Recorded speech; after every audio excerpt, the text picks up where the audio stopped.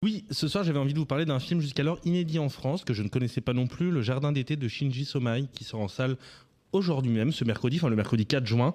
Mais avant tout, qui est Shinji Somai? C'est un réalisateur japonais donc qui est né en 48 et qui est décédé précocement en 2001, à 53 ans d'un cancer du poumon, ce qui peut expliquer en partie l'oubli relatif dans lequel est tombée son œuvre. Et après des débuts à l'université de Tokyo, il intègre la célèbre compagnie Nikatsu en 72 où il devient assistant réalisateur pour la quitter uniquement 4 ans plus tard, en 76.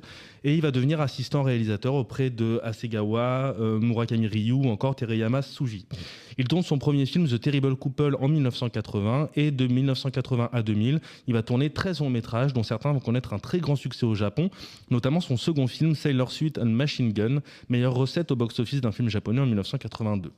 Mais revenons à Jardin d'été, l'histoire est simple, c'est trois jeunes amis qui décident pendant leurs vacances d'été d'assouvir leurs pulsions morbides, c'est un peu bizarre comme ça, mais plutôt de découvrir concrètement, de toucher du doigt ce qu'est la mort en allant espionner un vieil ermite dont ils croient la mort proche et qui vit dans une maison délabrée entourée d'un petit jardin envahi par les ronces. Très vite, il décide, pour tromper l'ennui, de rénover la maison et le jardin qui l'entoure, et progressivement, une amitié va naître entre ses enfants et ce vieil ermite. Autant vous le dire tout de suite, ce film est un enchantement. Il y aurait mille choses à dire sur les raisons qui me poussent ce soir à employer un tel mot, mais le temps est incompté, je vais m'attarder sur celle qui m'a le plus ébloui.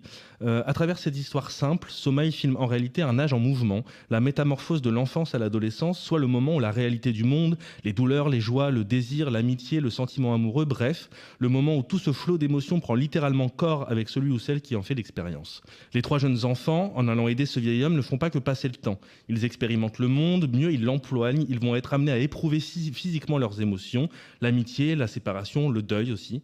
Seulement dans le jardin d'été, cette expérience n'est jamais abstraite. Sommeil parvient par sa mise en scène lumineuse et surtout par sa réalisation, par sa caméra, à nous faire ressentir cette expérience, à nous la rendre sensible.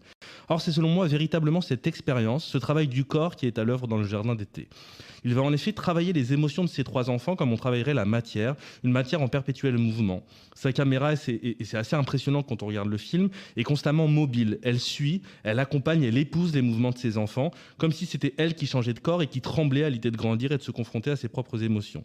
Pour Sommeil, et c'est ce qui m'a profondément ému dans le film, l'amitié est avant tout une expérience corporelle, une expérience sensible. Les enfants se heurtent, se percutent, se touchent. Les liens d'amitié qui naissent avec le vieil homme passent également par le corps, en chahutant, en s'agrippant, en se blottissant contre lui lorsqu'il raconte une histoire. Sans dévoiler l'intrigue, ils comprendront aussi que la mort, que le deuil est lui aussi une affaire de corps et de sensations physiques.